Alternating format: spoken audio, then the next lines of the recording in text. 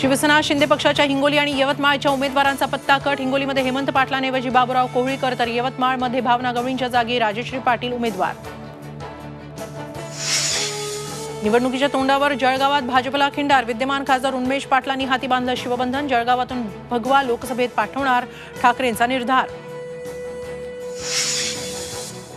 उद्धव ठाकरेंच्या शिवसेनेची दुसरी उमेदवार यादी जाहीर। कल्याण डोंबिवलीतून वैशाली दरेकर, पालघरमधून भारती कांबडी, जळगावातून करण पवार तर हातकणंगलेत सत्यजित पाटलांना संधी। राष्ट्रवादी शरद पवार पक्षाची आज दुसरी यादी येण्याची शक्यता। सातारा, माढा, रावेर, भिवंडीतून कुणाला संधी मिळणार याकडे लक्ष।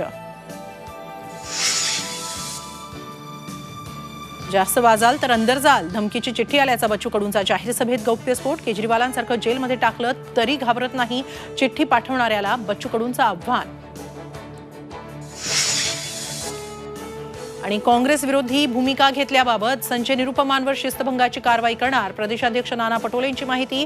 तर उद्या मिस निर्णय घेणार निरुपमांचा पलटवार।